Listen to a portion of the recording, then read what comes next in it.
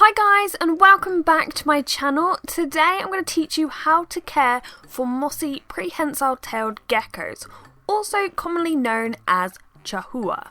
So let's start off with some background information about these animals.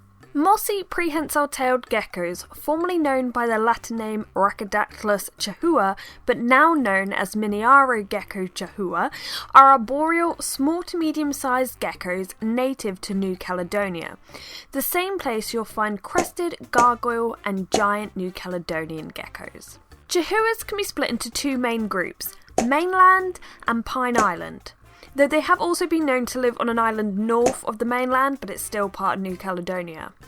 As I said, the two most popular or well-known locales are mainlands and Pine Islands.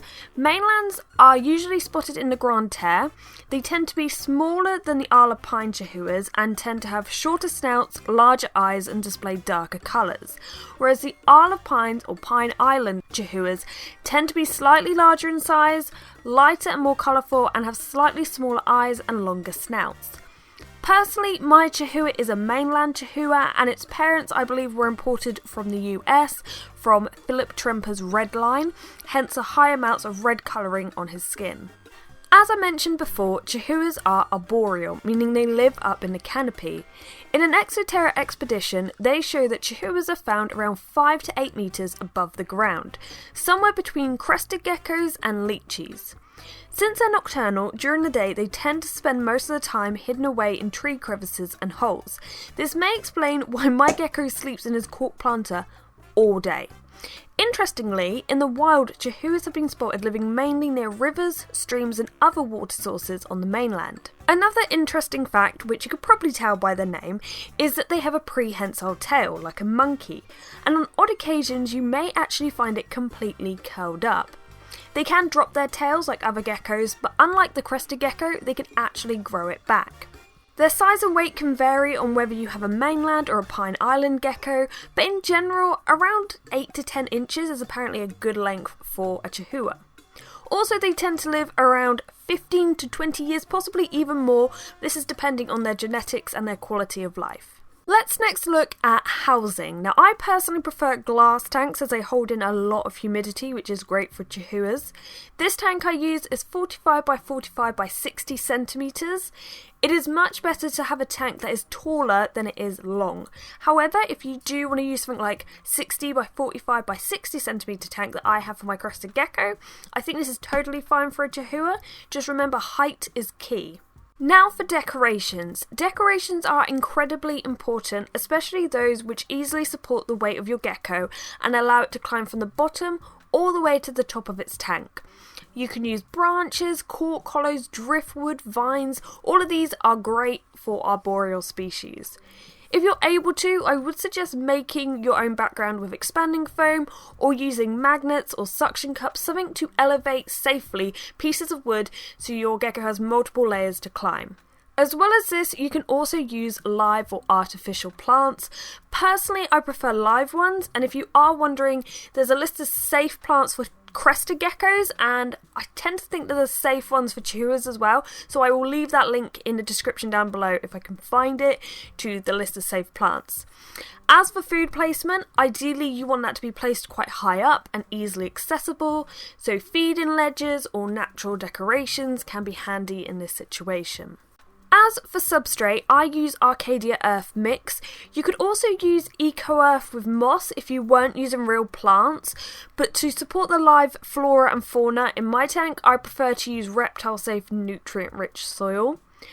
Moss can also be used as it helps with humidity, and in some of the planters in this tank there is actually reptile-safe bark, as this was initially used for planting certain plants, but then my Chahoua took over and kind of made it his bedroom. Next up is heating and lighting. 75 to 85 degrees in the summer is fine, and 70 to 75 degrees in the winter is also ideal.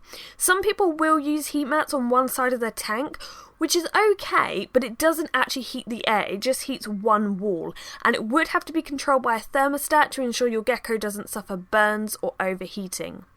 I may use a deep heat projector for my Chahoua to see whether it makes any difference in terms of his behaviour and digestion, but you can also use things like ceramic heaters with thermostats to increase the temperature. As for lighting, I use a jungle dawn.